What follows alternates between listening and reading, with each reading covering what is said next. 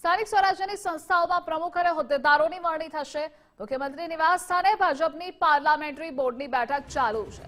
પહેલા ગાંધીનગર તાલુકા પંચાયત અને માણસા નગરપાલિકાના હોદ્દેદારો અંગે આ બેઠકમાં ચર્ચા થશે।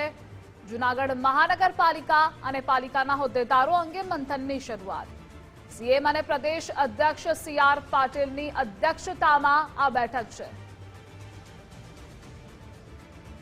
મુખ્યમંત્રીના નિવાસ સ્થાને ભાજપની પાર્લામેન્ટરી બોર્ડની બેઠક ચાલી રહી છે। સ્થાનિક સ્વરાજ્યની ચૂંટણીઓ હાલમાં જ યોજાઈ હતી અને હવે સંસ્થાઓમાં પ્રમુખ હોદ્દેદારોની વરણી થવા જઈ રહી છે।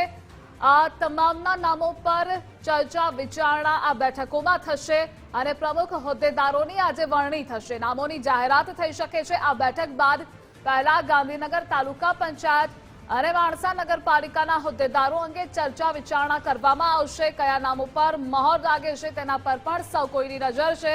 જૂનાગઢ મહાનગરપાલિકા અને પાલિકાના હોદ્દેદારો અંગે મંથનની શરૂઆત થઈ ચૂકી છે। બેઠકની શરૂઆત થઈ ચૂકી છે।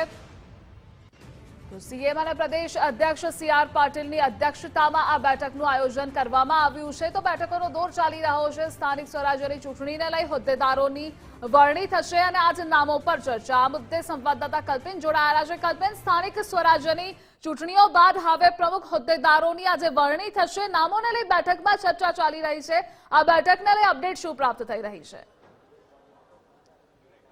ખાસ કરીને ધ્રુવેશ, આજે ભારતીય જનતા પાર્ટીની પાર્લામેન્ટરી બોર્ડની બેઠક જે છે તે મળશે। મુખ્યમંત્રી નિવાસ સ્થાને આ બેઠક મળશે। ખાસ કરીને સ્થાનિક સ્વરાજ્યની ચૂંટણી આજે પૂર્ણ થઈ ચૂકી છે, પરિણામો આવી ચૂક્યા છે, ત્યારે પ્રમુખ અને ઉપપ્રમુખના નામોનું મંથન જે છે તે આ બેઠકની અંદર કરવામાં આવશે।